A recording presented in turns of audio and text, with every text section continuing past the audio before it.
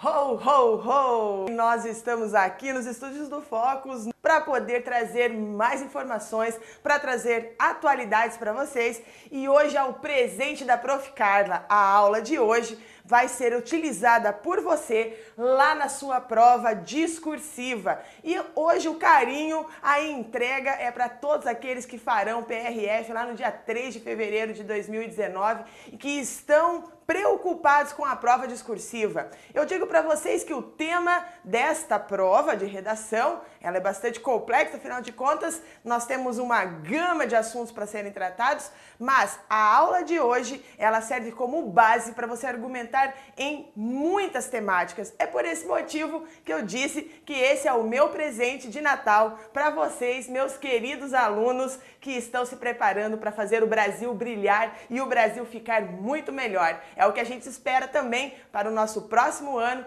que juntos nós possamos realmente fazer mudanças na nossa vida e na vida do nosso país, né? Na trajetória do nosso país.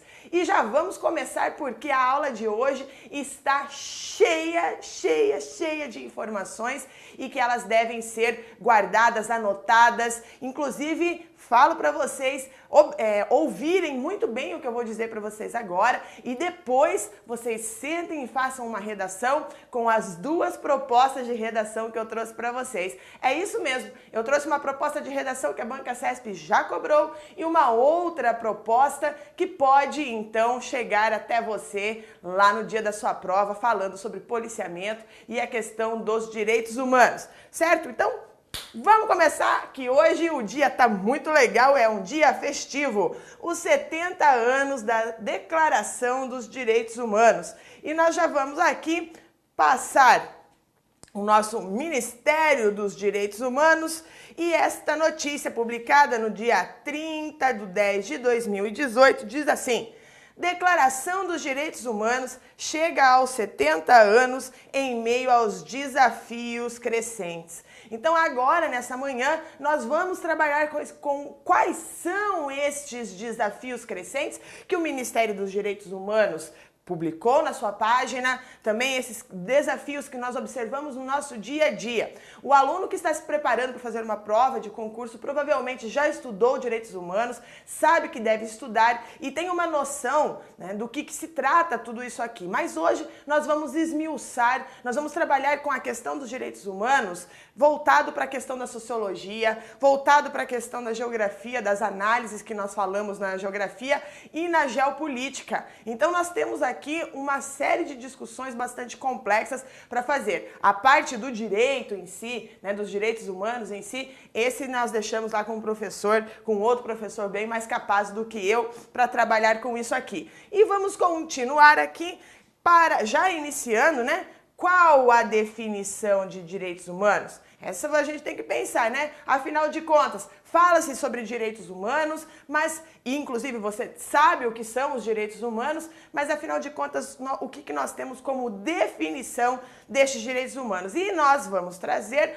a própria ONU, né, para nos explicar, para nos responder o que são esses direitos humanos. E olha lá, gente, os direitos humanos, né, são direitos inerentes a todos os seres humanos, independentemente de raça, sexo, nacionalidade, etnia, idioma, religião ou qualquer outra condição. Veja, gente, que isso aqui, então, significa que os direitos humanos é uma ferramenta de proteção para o quê? Para qualquer... Gente, para todos ou para qualquer cidadão do mundo. Ainda assim, infelizmente, como a gente sabe, olha como apareceu aqui, nós estamos falando que nós chegamos aos 70 anos dos direitos humanos com desafios crescentes. Mas o que nós temos para iniciar a nossa aula, para a gente já começar a pensar sobre o tema? O que nós temos de desafio? Veja, nós observamos que ao entorno do mundo, nós temos uma série de casos de abusos. Nós também temos isso aqui que me entristece muito, que é a intolerância crescente. Isso é uma realidade no Brasil, uma realidade no mundo. Nós também temos, né, como um desafio combater a discriminação. também, né, que faz parte aqui de todos os países. Nós observamos que existe, né, uma discriminação, cada um com a sua regionalidade, com a sua especificidade, né? E nós temos também a opressão. Esses são alguns dos principais desafios que eu elenquei aqui para que você possa citar lá na sua prova, que os desafios dos direitos humanos estão vinculados à opressão, à discriminação, à intolerância e aos abusos. E você pode, obviamente, dentro desses itens que eu elenquei aqui, discorrer sobre eles, né? Então, por exemplo, sobre a intolerância ou sobre a discriminação, você pode falar, por exemplo, dos latinos, né, dentro dos Estados Unidos, ou os refugiados sírios dentro do contexto europeu, né, os venezuelanos no Brasil. A gente sabe que existem vários focos de tensão com relação a refugiados, por exemplo, que é um debate dos direitos humanos, certo? Mas você também pode falar sobre a intolerância racial, enfim, dentro desses elementos que, segundo a ONU, né, os direitos humanos vêm para defender a todos, independente desse grupo aqui que ele coloca para nós. E é interessante porque são exemplos de direitos humanos, né, dentro dessa... Se ele fala que todos esses indivíduos aqui têm o direito, né, dos direitos humanos, o que a gente fala então? Mas afinal de contas, quais são esses direitos? Basicamente, o direito é o direito à vida, o direito à integridade física,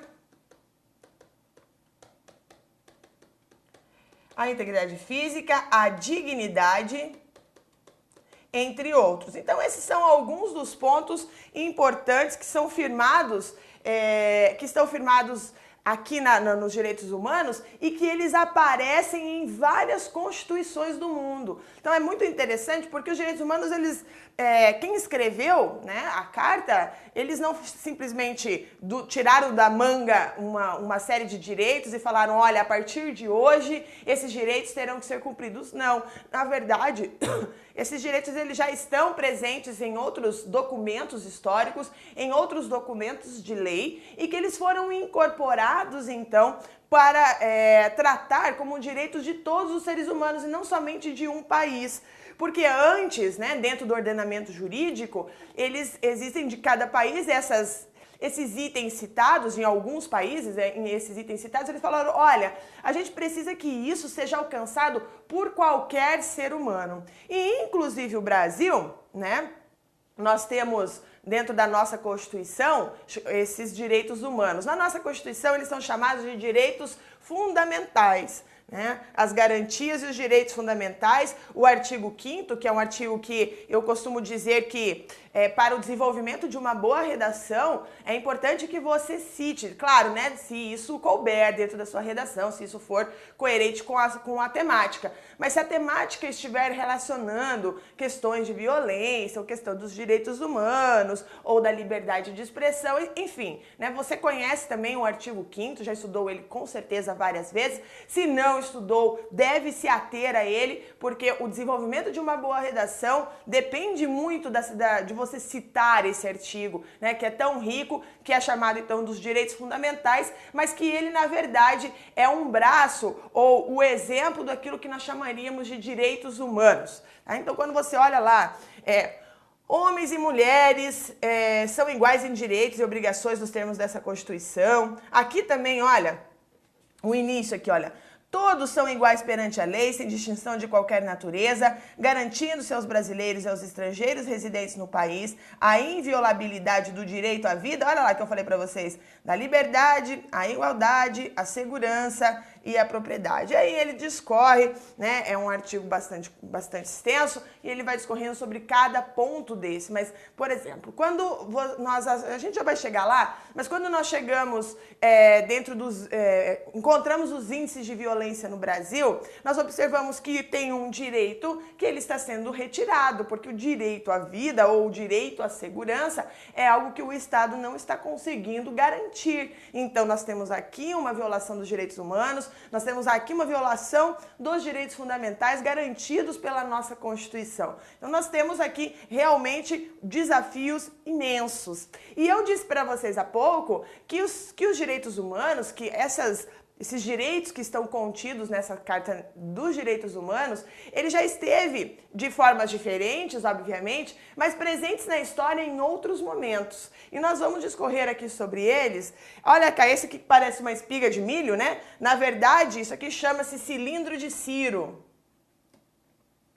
Cilindro de Ciro. O que é esse cilindro de Ciro, né? É considerado uma das primeiras declarações dos direitos humanos, e o Ciro, né, que foi um rei persa, né, da cidade de um rei persa que conquistou a cidade da Babilônia, da Mesopotâmia, em 539 a.C., ele libertou os escravos da Babilônia, e ele disse o seguinte: olha, esses indivíduos eles terão a liberdade religiosa, e inclusive no cilindro de Ciro ele estabeleceu a igualdade racial. Olha que interessante, gente, 539 a.C. Também nós temos aqui essa que é realmente um marco da história, porque a ideia se espalhou, né, já em outros momentos, e aqui nós temos uma carta chamada Petição de Direito. Essa petição de direito, ela foi feita lá na Inglaterra em 1628, foi enviada ao rei Carlos I pelo parlamento, tentando conter, né, essa carta ela limitava os poderes reais. A Inglaterra ela fez essa limitação dos poderes reais, cortou a cabeça do rei muito antes da Revolução Francesa. Eles fizeram isso com o rei Carlos e o Charles I, né, em 1628, falando, olha, para o monarca, falando, você tem os seus poderes limitados. Quando você decidir tomar uma decisão, né, quando você tiver que tomar uma decisão, você terá que consultar o parlamento. Então aqui nós temos, né, um avanço dessa questão de, olha, nós temos direitos. Existem alguns direitos que o rei não pode, né, se sobressair, já rompendo com aquela ideia do absolutismo desse período que nós estamos falando. O absolutismo ainda se prorrogou pelos outros estados europeus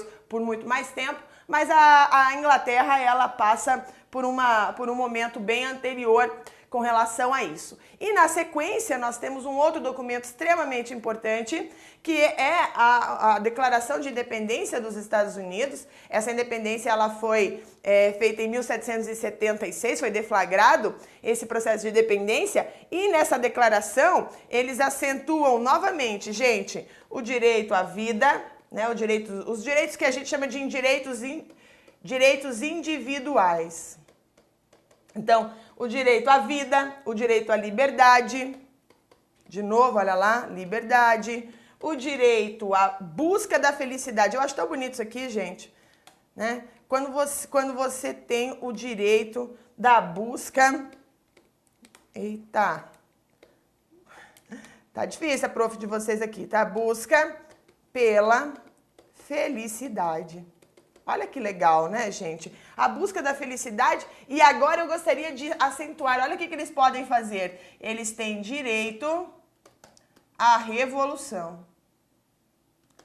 Claro que daria para dar uma aula para vocês só sobre isso, né?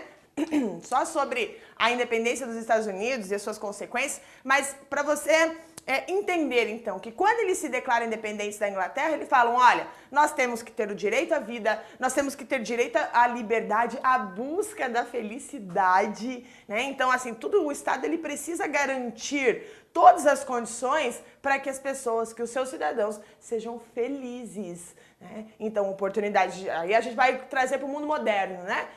Oportunidade de trabalho, lazer, segurança com a sua família, né? São elementos importantes para garantir, né? Garantidores da felicidade. E o direito à revolução, afinal de contas, eles estavam se independendo da maior nação da época, né? Que era ali a Inglaterra, certo? Assim, a mais poderosa, né? No sentido da mais poderosa. E o que aconteceu nos Estados Unidos em 1776 acabou influenciando outras nações do mundo e, inclusive, direcionaram a Revolução Francesa. Tá? A Revolução Francesa foi um movimento bastante particular, né? E após a Revolução Francesa, que ocorreu em 1789, né? O início dela aqui, eles fizeram a Declaração dos Direitos do Homem e do Cidadão, né? Déclaration des droits de l'homme et de le citoyen, certo, pessoal? E aqui nessa declaração, eles de novo, né, pedem o direito à liberdade, à propriedade, à segurança, à resistência à opressão. E esses documentos todos que eu mostrei para vocês foram precursores daquilo que em 1948 se transformasse na Declaração Universal dos Direitos Humanos. Então, tudo que eu mostrei aqui para vocês são esses direitos humanos garantidos a cidadãos de determinadas nações, de determinada civilização. Agora a gente está falando de algo universal. E vamos então falar sobre efetivamente a criação dessa Declaração dos Direitos Humanos, que completou em 2018 70 anos. Né? E nós temos aqui, né, o símbolo no dia que, olha, a dona Eleanor Roosevelt, esposa do presidente dos Estados Unidos, né, exibe a impressão da Declaração Universal dos Direitos Humanos em Nova York. Então nós temos que dizer o seguinte, né, que nós comemoramos em 2018 um dos aniversários mais influentes do pós-guerra, do mundo pós-guerra. Existem outras situações importantes que devem ser comemoradas, mas quando nós falamos na Declaração Universal dos Direitos do Homem e do Cidadão, nós estamos falando de algo realmente universal. Ela foi, então, só em questão de data, porque tem algumas provas que pedem, tá? Ela foi criada no dia 10 de dezembro de 1948, né? Ele foi aprovado pelos membros da ONU, você pode ver aqui o símbolo da ONU à esquerda aqui da tela, né? Para mim aqui, incluindo o Brasil, né? Então o Brasil esteve presente no momento em que ela foi aprovada, e é interessante porque ela aconteceu apenas 3 anos depois do fim da Segunda Guerra Mundial. Segunda Guerra Mundial, que é um grande evento que se estendeu entre 1939 até 1945. Então, em 48, surge a Declaração dos Direitos Humanos. E ele vem com 30 artigos, né? 30 artigos falando sobre... que inclusive esses 30 artigos, eles são base para várias constituições que nós temos no mundo hoje. É muito legal isso, né? Defendem o que a gente chama dos direitos essenciais de todos os seres humanos, né? Então, de novo, né? O direito à vida, à integridade física, à liberdade de expressão, à associação, né? Sem distinção de raça, gênero, sexo, religião, visão política, né? São vários documentos da contemporaneidade, né? Esses encontros internacionais que ocorrem, muitos deles, como Davos, por exemplo, muitos deles debatem, o seu debate ele é cerceado, ele tem embasamento nessa declaração. Por esse motivo, meu querido aluno, foi isso que eu trouxe de presente para vocês, porque como é algo tão importante e que dá base para muitas discussões políticas, isso aqui também vai dar base para a sua redação, também vai dar base ali para você responder a sua prova, né? Para você entender qual é a linguagem, por exemplo, da Banca CESP. A linguagem da Banca CESP tem muito a ver com essa declaração, então você tem que entender, ela tem que fazer parte da sua compreensão, tipo, sem pensar, né? Ela tem que estar ficando tranquila, né? Bem clara para você. E ali, então, esses 70 anos, né, que nós estamos falando, infelizmente, nem sempre são marcados por somente comemorações, né? Muitas instituições estão falando que existe hoje várias ameaças com relação a todos esses direitos que eu falei para vocês. A nossa contemporaneidade, ela está se transformando e essa transformação muitas vezes vai justamente na oposição desses direitos humanos e há uma rejeição crescente no mundo, não só no Brasil, mas no mundo, como dessa universalidade dos direitos humanos que eles pregam, né? Falam, olha, tem que ser para todos. E no mundo está ocorrendo alguns questionamentos sobre isso, se realmente os direitos humanos devem valer para todo mundo, né? O que vai contra totalmente, se não valer para todo mundo, deixa de ser os direitos humanos. Isso que é importante, então, ficar claro também. Mas, afinal de contas, vamos para mais uma pergunta. O que é a Declaração dos Direitos Humanos, Prof. Carla? Então vamos lá, aqui eu tenho os rascunhos, né, do que viria a ser essa primeira... Tá aparecendo teus cadernos? Né? Eu quando fazia terceirão, meus cadernos eram um rabisco só, né, porque eu tentava acompanhar o professor falando, né, e os professores normalmente falam muito rápido, eu falo muito rápido também, eu sei que vocês ficam em casa, né, no sanhaço, né, tentando anotar tudo, mas ainda bem que fica disponível no YouTube, você pode assistir mais devagar, se for necessário, né. E aqui nós temos, então, esses rascunhos que acabaram desencadeando, né, naqueles 30 artigos que eu falei para vocês. Então eu tenho ali direitos, dentro desses artigos eu tenho direitos inerentes, né, com os quais todo ser humano nasce, por exemplo. Então direitos inerentes é aqueles que todo mundo nasce, e os direitos inalienáveis, tá? O que são os direitos inalienáveis? É uma palavra difícil. É aqueles que não podem ser retirados de ninguém. Tá? Então, são os dois direitos que dão aqui, então, a base para esses 30 artigos. Eu vou mostrar os dois primeiros para vocês, que dão a essência, então, desta declaração que foi adotada desde 10 de dezembro de 1948. Só lembrando vocês que o contexto de 1948 é um contexto político que buscou evitar as tragédias ocorridas na Segunda Guerra Mundial. Então entenda o contexto em que foi escrito isso aqui, né, para que isso vai te ajudar a compreender, né? Você vai lembrar do Holocausto, você vai lembrar de uma série de coisas que se discutiu no mundo pós-guerra, imediato, e aí então nós temos uma carta falando, olha, isso nunca mais pode acontecer na história, né? Várias coisas vão aparecer dentro dessas conferências mundiais, falando a gente precisa se unir para que cenas como essa, como situações como essa, não voltem a ocorrer. E aí nós temos então ali o artigo 1º, todas as pessoas nascem livres e iguais em dignidade e direitos, são dotadas de razão e consciência e devem agir em relação umas às outras com espírito de fraternidade, o que está faltando bastante, né?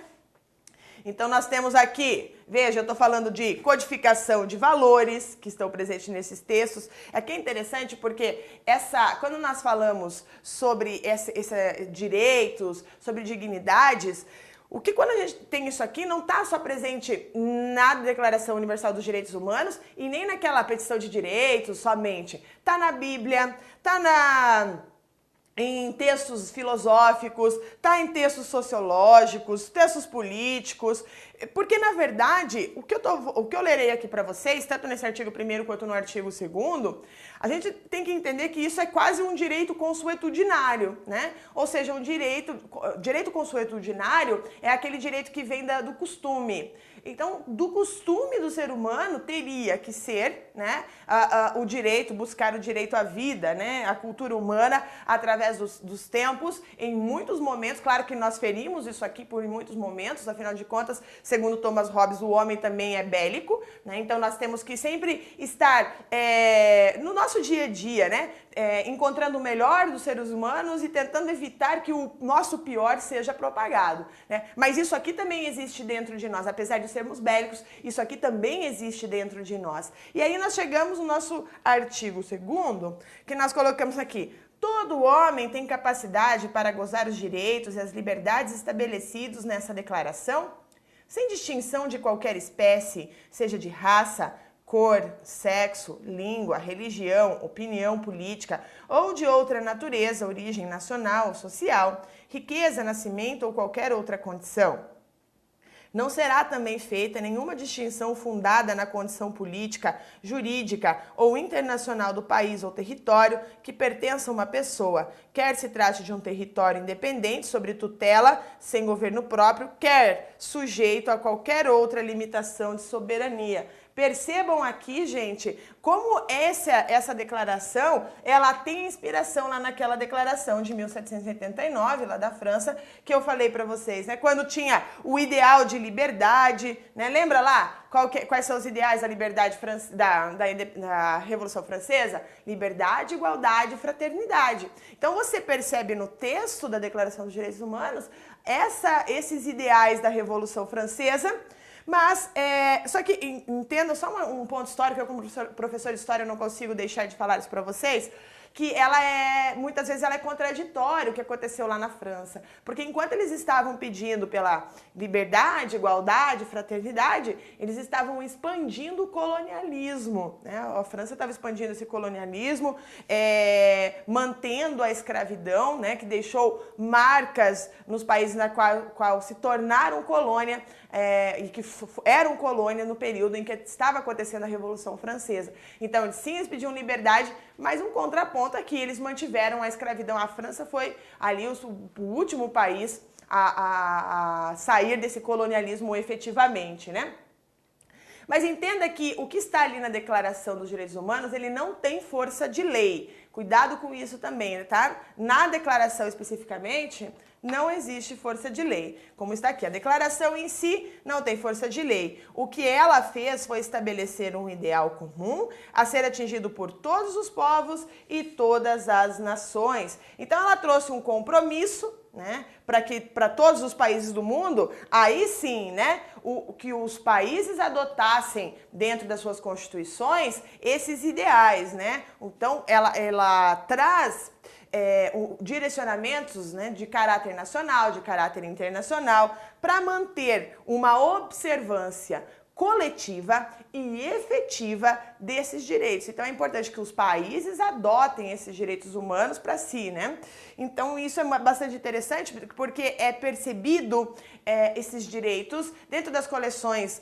Quando nós falamos dos direitos civis, políticos, econômicos, sociais, culturais, né? É interessante também que a prova, por exemplo, a prova da PRF, ela tem no seu edital de geopolítica as questões culturais. Então, a cultura é algo que deve ser garantido. E no Brasil nós temos garantia de lei com relação à cultura, que será uma aula nossa no futuro, em breve, né? Bom, dito isso, vamos lá para a nossa próxima pergunta. Como esses direitos são garantidos? Então, os direitos humanos, né, eles são organizados por cada país, né? E aí nós temos, claro, né, por cada país, mas aí nós temos a ONU, que faz toda a mediação para isso.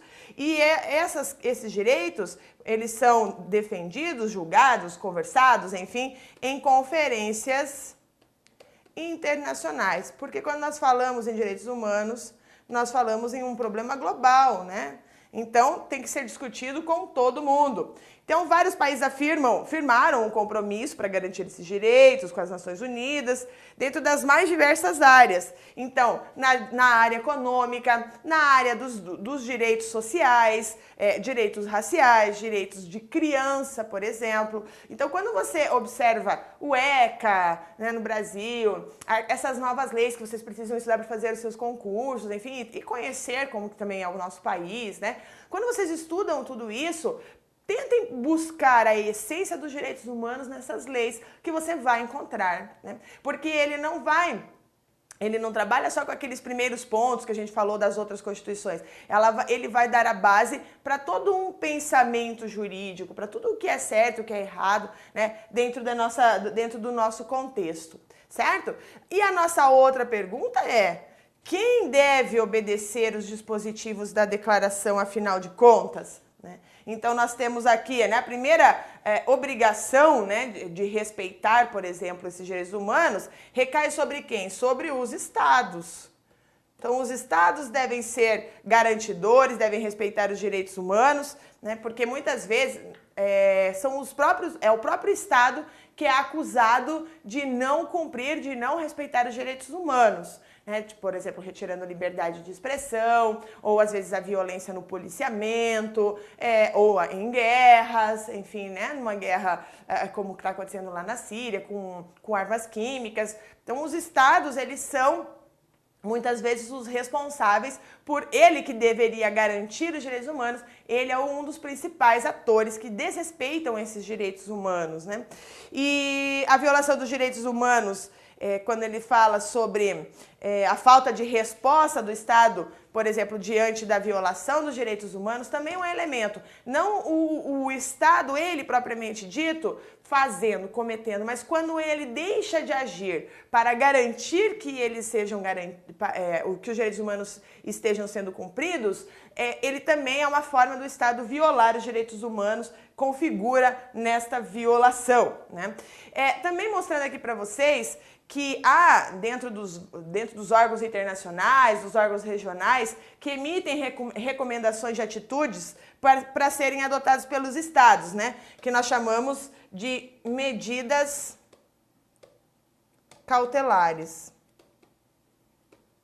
né, para proteger uma pessoa em particular, ou um determinado grupo vulnerável, ou às vezes até a possibilidade de julgamento de infratores, que sejam indivíduos ou o próprio Estado, em tribunais nacionais e tribunais internacionais. E o que a gente tem percebido é que, isso é uma outra discussão de geopolítica muito interessante, que na atualidade o capital ele se desenvolveu tanto. Porque no passado a gente falava sobre o poder dos estados, o poder do território. Só que hoje existem empresas que têm mais capital do que a própria nação. Ela é tão rica que ela tem mais capital do que a própria nação. Então o que acontece? Esse capital crescente, ele acaba mandando em tudo, né? Inclusive determinando as decisões do Estado, que deveria ser soberano. Então, hoje, dentro da violação dos direitos humanos, nós também podemos falar da violação das empresas. Por exemplo, aqui no Brasil, né? Para novamente falar do nosso país, para a gente entender um pouquinho de geopolítica, para a gente ter uma aula de geopolítica, atualidades e redação aqui, né? Hoje é um mix, né? Para você que está se preparando para fazer a prova, não somente da PRF, obviamente, né? Mas essas mineradoras, por exemplo, no norte do país, ou na região centro-oeste, áreas de desmatamento, onde nós já conversamos sobre isso em outras aulas, sobre a questão das condições análogas à escravidão.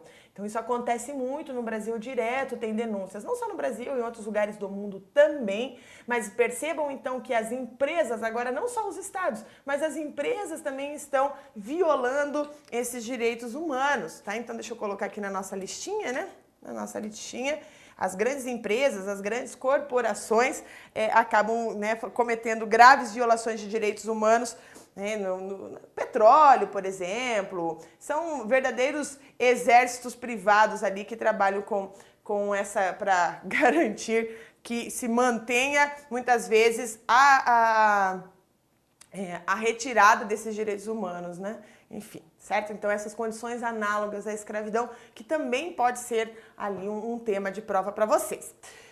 Vamos lá. Olha aqui, gente, onde vi do vice-secretário da ONU, mostra a Declaração Universal.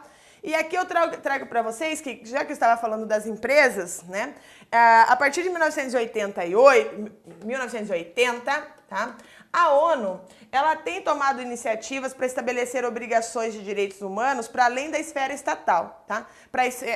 Ela tá expandindo para a esfera empresarial. E que é o caso, por exemplo, desses princípios orientadores sobre empresas, né? Empresas e direitos humanos. Ela foi fundada ali, né, foi efetivamente aplicada em 2012, né, ela tem ali em 2011, mas em 2012, e as negociações para o estabelecimento de um tratado internacional sobre as empresas transnacionais. Né, como eu falei para vocês, elas são tão grandes que são maiores muitas vezes do que os estados, né, e isso está sendo está sendo conversado, tentando adequar as atividades dessas empresas transnacionais às questões, aos princípios dos direitos humanos. Então, é bastante interessante, porque essa é uma das mais... Ela é muito recente, né? Eu coloquei aqui para vocês 2012.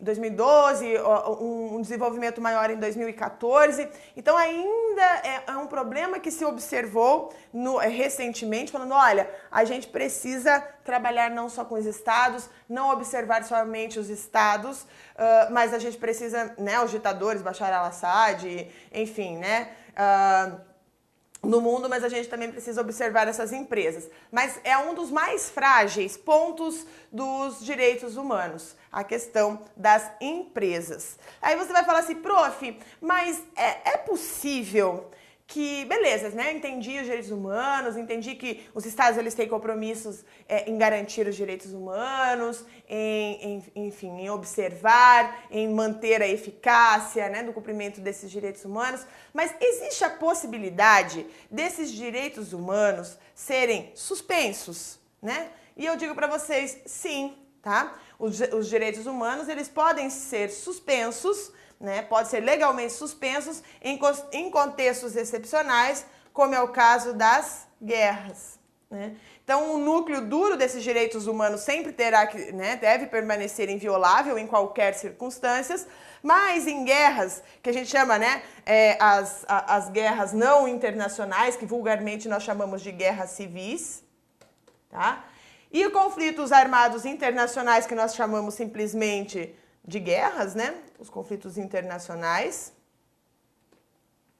São situações reguladas por um ramo do direito internacional humanitário.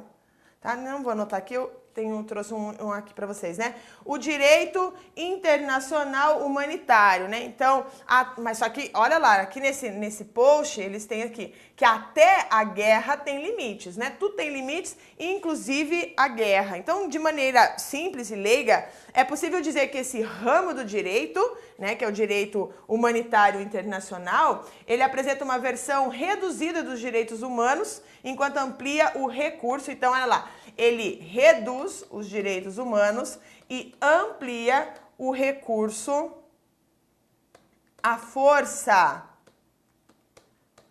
pelos estados em situação de violência, né? Então, ou seja, em situação de guerra. Então, por exemplo, a liberdade de expressão é um dos direitos que frequentemente é um dos primeiros a serem retirados nesse tipo de situação, né? A liberdade de expressão, então, por exemplo, a vigência do Estado quando ele coloca um estado de sítio, né? Porque ele acaba deixando toque de recolher, porque há o impedimento daquela liberdade, a liberdade de circulação, a liberdade de expressão, a liberdade, inclusive uma restrição do fluxo de informações, porque isso pode ser um ponto sensível para a questão da estratégia de guerra, as questões militares. Então, por esse motivo, né, muitas vezes o Estado ele não vai ser claro, ele não vai anunciar coisas que ele vai fazer, porque eles estão num estado de exceção ali, né? Então,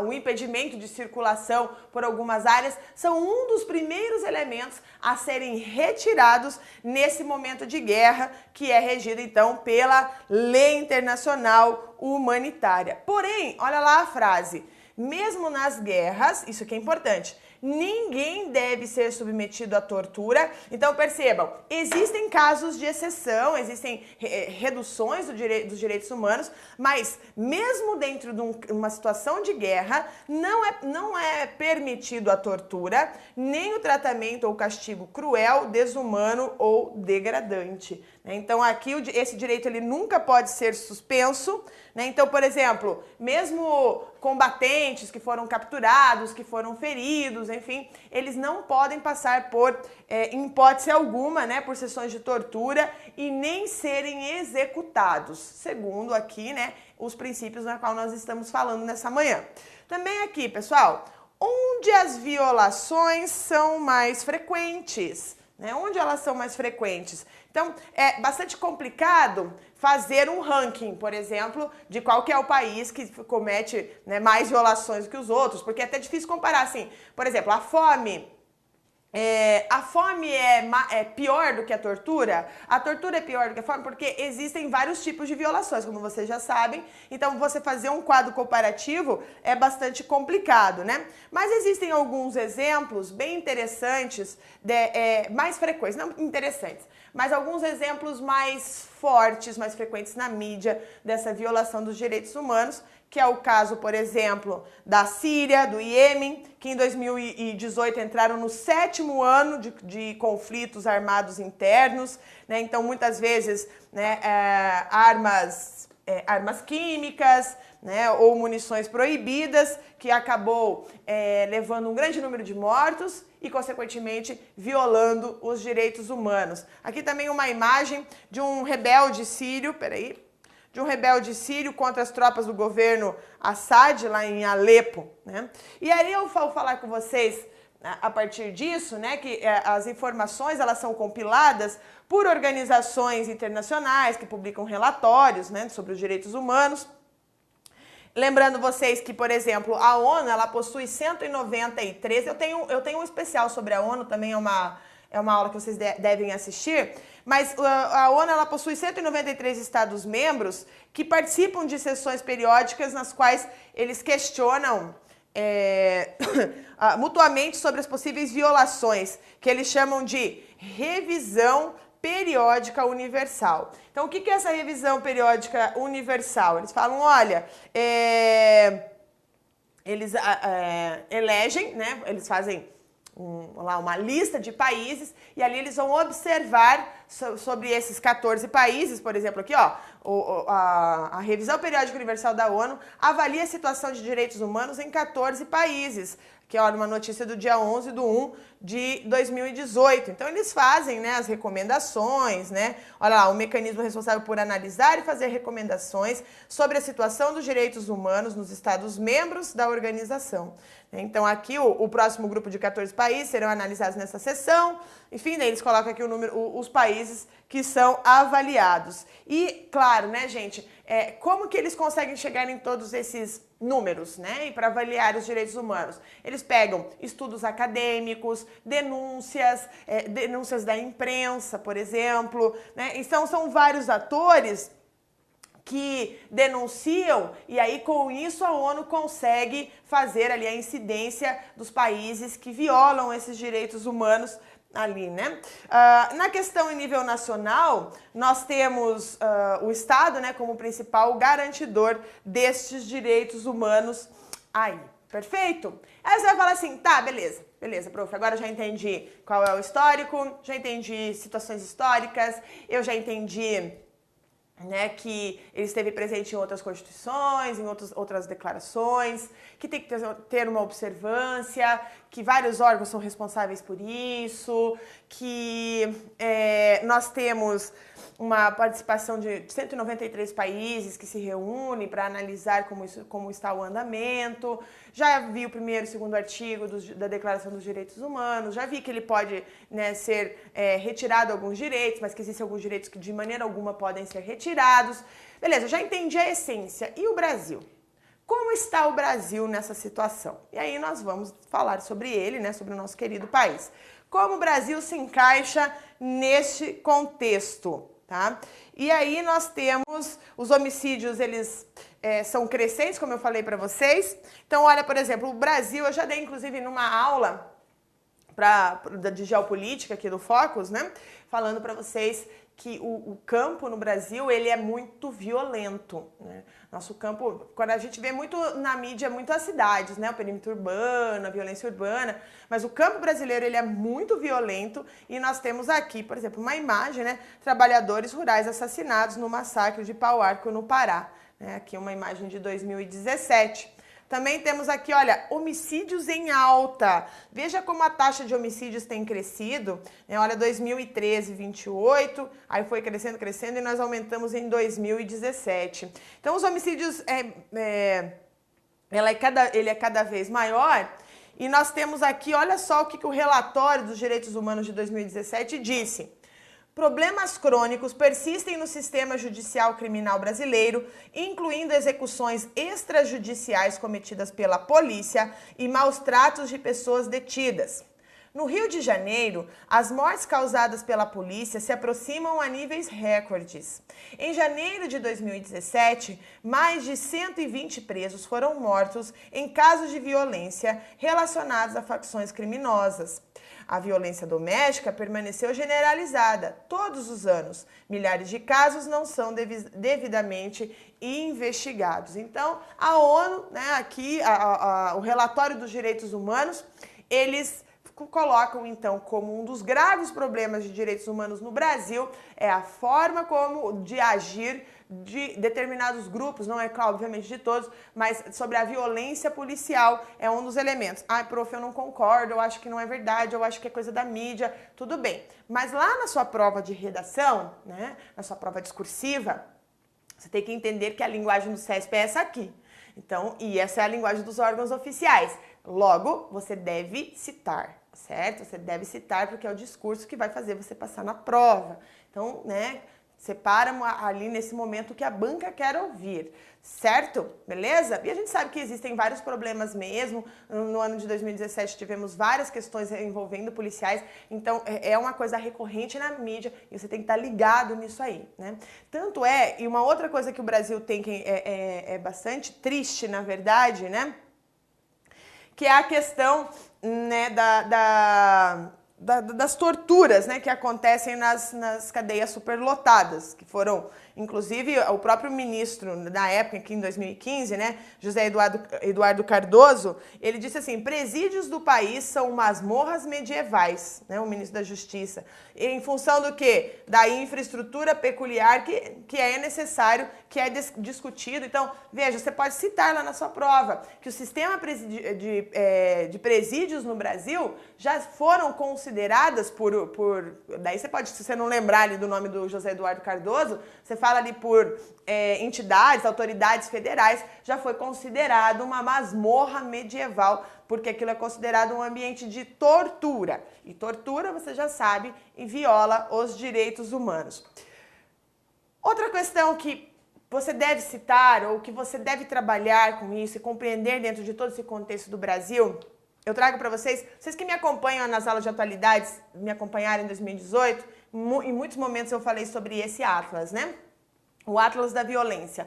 Ele foi publicado em 2018, mas com dados de 2016. E em 2016, o Brasil teve 62.517 homicídios. Galera, muito. Esse número está crescendo cada vez mais. E quando eu tenho esse número alto de homicídios, eu estou falando em números de guerra. Logo, lembre-se, né? Nós temos a violação do direito à vida.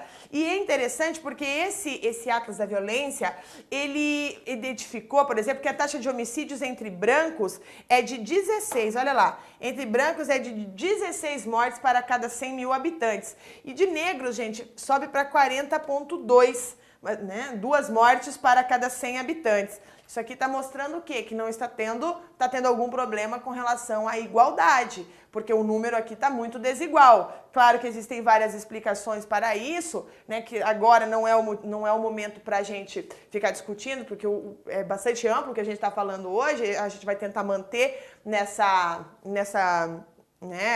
nesse espírito, porque pontualmente a gente já conversou sobre tudo isso aqui ao longo do ano. Então, se você tem interesse, vai lá, porque com certeza lá na playlist ou do Spotify, inclusive, né? Olha lá no meu Instagram, direto tem ali o anúncio das aulas, enfim, eu falo com vocês, tem todos os encartes ali, né, a arte das aulas, e você pode buscar ali, então, as aulas que eu gravei sobre isso, né? Então, esse número aqui, 62.517, é o maior número de homicídios por ano já registrado na história do Brasil, e aí, então, o Brasil mostra, né, uma visível violação aos direitos humanos dentro da própria negação ao direito à vida, né? Olha, em 2017, deixa eu voltar aqui. Em 2017, gente, o Ministério dos Direitos Humanos recebeu 142.665 denúncias de violação dos direitos humanos, o que significa que nós temos 390 violações por dia. Gente, Que significa? E isso que esses números aqui, eles são bastante incompletos, porque essas 142 mil denúncias, elas são baseadas somente naquele Disque Denúncia, né? No Disque 100, só baseado nisso. E a gente não sabe quanto de violência que acontece no Brasil que a gente não fica sabendo, né? Bom, olha lá, outra coisa que eu quero trazer para vocês, né? Aqui a questão de eu não quero morrer criança, o grande número de crianças que morrem, enfim. E aí eu falei para vocês que a nossa Constituição, ela defende princípios que são coerentes com os direitos humanos. E vamos vê-los agora, né? Então, olha lá, visando garantir a cidadania e a dignidade humana, a Constituição defende princípios como igualdade entre gêneros, erradicação da pobreza, marginalização das desigualdades sociais, promoção do bem de todos, sem preconceitos de origem, raça, gênero, idade ou cor. Então é interessante porque o ano de 2018, a nossa Constituição também está de aniversário, né? 30 anos da Constituição de 88. Então olha só a combinação, né? Ali, né? A pegadinha que pode aparecer para você na prova, né? O racismo como crime imprescritível, propôs direito ao acesso à saúde, à previdência, assistência social, educação, cultura e ao desporto, reconhecimento de crianças e adolescentes como pessoas em desenvolvimento, estabelecimento da política de proteção ao idoso, ao portador de deficiência, aos diversos agrupamentos familiares e a orientação da preservação da cultura indígena. Então, nós temos aqui elementos, né, que mesclam, então, com os direitos humanos. E quais são os nossos atuais desafios, né? Os atuais desafios dos direitos humanos no Brasil. Olha lá, que você deve citar na sua prova. A alta taxa de homicídios, sobretudo de jovens negros, os abusos policiais, as execuções extrajudiciais cometidas por policiais em operações formais ou paralelas em grupos de extermínios ou milícias, a crítica situação do sistema prisional, a vulnerabilidade dos defensores dos direitos humanos, principalmente nas áreas rurais, a violência sofrida pela população indígena, sobretudo pelas falhas em políticas de demarcação de terras e as várias formas de violência contra as mulheres. Tá? Então aqui nós temos esses, como eu coloquei para vocês, como um dos principais desafios. Uma outra dica que eu quero dar para vocês de presente, tá? De presente nesta manhã, é sobre as frases de autoridade, né? Que eu costumo falar que as bancas, elas gostam de perceber que o aluno, né? Que o concurseiro, né? Ele tem conhecimento sobre muitos aspectos da vida, que é uma pessoa culta, né? Aí o indivíduo que está lendo a sua redação, ele quer aprender com a sua redação também, certamente. E as frases de autoridade te dão um embasamento, deixam a tua redação mais bonita, deixa a tua redação mais completa. E de presente eu trouxe para vocês algumas frases de autoridade que você pode citar na sua prova. Então vamos lá para elas, né? Frases de autoridade para serem citadas na redação. Olha lá uma frase do Nelson Mandela. Ah, professor, eu não gosto do Nelson Mandela. Cara, utiliza a frase do cara, ele vai dar know-how para sua prova. Olha lá. Negar às pessoas seus direitos humanos é negar-lhes a humanidade em si. É uma frase curtinha, talvez seja mais fácil de lembrar, né? Então eu trouxe aqui, né? Você tirar os direitos humanos é negar a humanidade em si. Tranquilo de falar, né? De descrever ali, e citando, obviamente, o nome do Nelson Mandela. Também nós temos aqui o John Kennedy, presidente dos Estados Unidos. Os direitos de... Então, você não gosta do Nelson Mandela, então usa o John Kennedy. Os direitos de todos os homens são diminuídos quando os direitos de um homem são ameaçados. Então, aqui a frase dele. Olha lá. Jane Ellison, ex-secretário-geral das Nações Unidas. Não pode haver paz sem desenvolvimento. Não pode haver desenvolvimento sem paz. E não pode haver paz definitiva e desenvolvimento sustentado sem respeito aos direitos humanos e ao Estado de Direito. Né? Outra frase do Martin Luther King. Olha lá o Martin Luther King, né? Esse também aqui ó, tem uma frasezinha curtinha. Injustiça em qualquer lugar é uma ameaça à justiça em todos os lugares. Né? Aí você pode colocar que é universal, então a gente deve lutar para que esses direitos sejam garantidos universalmente, porque se tem injustiça num lugar, ele está em todos os lugares, segundo Martin Luther King. Né? Tenzin Gyatso, olha lá, né? O 14º Dalai Lama tibetano. A paz só pode durar onde os direitos humanos são respeitados, onde o povo é alimentado e onde os indivíduos e nações são livres.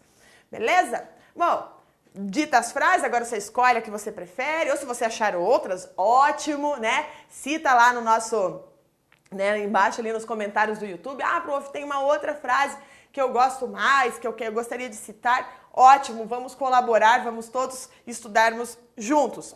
Também quero dar uma dica para vocês, tá? Se você gosta de filmes, Netflix ela tem um documentário, tá? Chamado 18, né? Que mostra o trabalho de defensores dos direitos humanos em diferentes contextos de conflito. Inclusive, esse documentário foi ganhador de Oscar.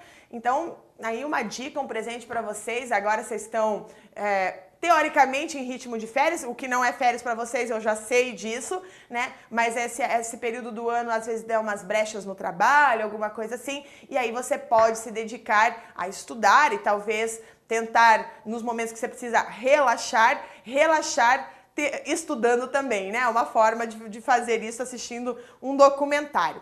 Trouxe para vocês, nós não leremos aqui na aula, mas você sim lerá os 30 artigos dos direitos humanos, e eu trouxe esses 30 artigos de uma forma divertida, feita em arte, tá? Que olha lá, né? Artigo 1º, tudo com artezinha, isso aqui tá lá no Instagram, tá? Então, olha lá, até coloquei aqui, ó, os 30 artigos para você, leia com carinho, tá? Esses 30 artigos ali, então tem todos eles em arte, né, para que você possa, então, conseguir alcançar o espírito, tá? O espírito de todos esses artigos aqui que constituem os direitos humanos. E, finalmente, nós chegamos a uma proposta de redação no modelo CESP, tá? Que nós temos, então, que trabalhar nesta manhã. Já vou mostrar para vocês, então, o primeiro modelo, esse que já apareceu em provas. E ele coloca lá, Declaração Universal dos Direitos Humanos. Foi uma prova aplicada em 2018 para o STJ. Todo ser humano tem direito à vida, à opinião e expressão. Esse direito inclui a liberdade de, sem interferência, ter opiniões, de procurar receber e transmitir informações e ideias por quaisquer meios, independente de fronteiras. Aí ele traz o Código Civil, artigo 187. Também comete o ato ilícito de titular de um direito, que ao exercê-lo excede manifestamente os limites impostos pelo seu fim econômico, social, pela boa-fé e pelos bons costumes. Aí eles colocam um texto da Carta Capital aqui. Não podemos confundir liberdade de expressão nas redes sociais com irresponsabilidade. Senão o exercício dessa liberdade torna-se abuso de direito, alerta a advogada Patrícia Peck Pinheiro, especialista em direito digital.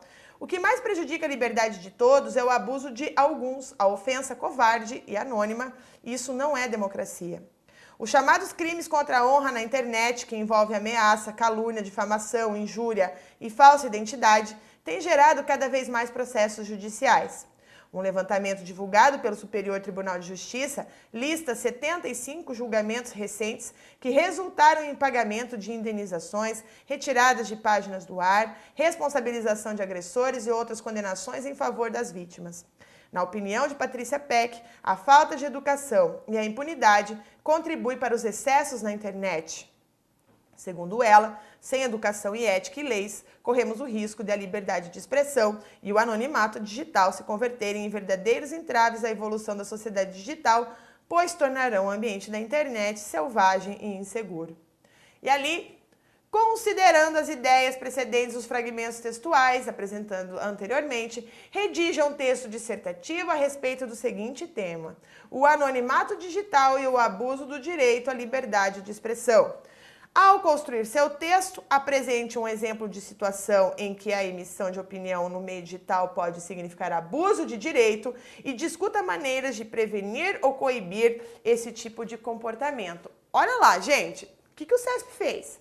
Ele colocou direitos humanos, ele colocou o Código Penal e ele colocou um texto que fala sobre uma problemática que foi muito debatida em 2018, que é a questão da internet, dentro das suas várias possibilidades, né, de discussão da internet. Nós aqui no Focus tivemos várias aulas falando sobre a internet, dentro das suas várias interfaces, contra a violência contra a mulher, o vazamento de dados, Big Data, enfim, nós tivemos várias aulas, fake news, enfim, né? Tem ali, vocês que já acompanharam durante o ano de 2018, devem estar se sentindo muito mais fortes, né? Para fazer uma prova, uma redação, né? Que vocês têm muito argumento. Se você estudou durante esse ano todo comigo, cara, você tá com uma lista. O teu caderno de atualidades deve ser uma belezura de informações. É riqueza, guarda, hein? E aí, então, o que o CESP mostra, né, qual era o modelo de resposta. E eu trouxe para vocês, mas é interessante porque o padrão de resposta dessa questão é o que eu falo para vocês. Ele é muito amplo, né? A questão ela é muito ampla e ela pode ser debatida de várias maneiras. Mas você já tem que... Eu no seu lugar, obviamente, falaria dos direitos humanos, né? Então, o modelo eu até trouxe aqui para vocês, né, o padrão definitivo, e olha o que o CESP diz. Considerando os textos motivadores, o candidato deve redigir uma redação sobre o tema anonimato digital. Há diversas formas de abordar o tema, de modo que, quanto ao conteúdo do texto, não há de se falar em resposta correta, desde que o candidato de fato aborde o tema, ou seja, trate de anonimato no âmbito digital e o abuso do direito à liberdade de expressão. Então, olha aqui, você vai ter que trabalhar... vai ficar rico falando sobre os direitos humanos. E atende para a obrigatoriedade, conforme consta no comando da prova, de apresentar um exemplo de situação em que a emissão de opinião no meio digital pode significar abuso de direito e discutir maneiras de prevenir e coibir esse tipo de comportamento. Então, o candidato será avaliado ainda pela progressividade textual, né, a coerência e coesão.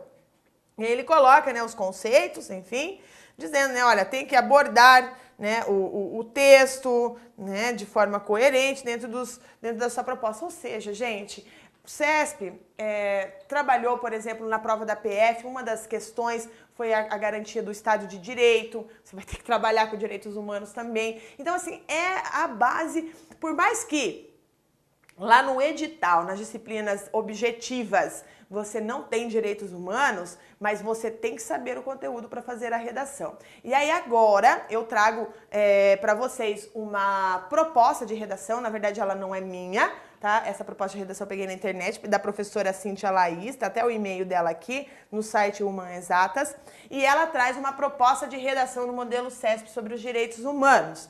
Olha lá. O axioma social de que os direitos humanos são para defender os direitos dos bandidos é no mínimo equivocado.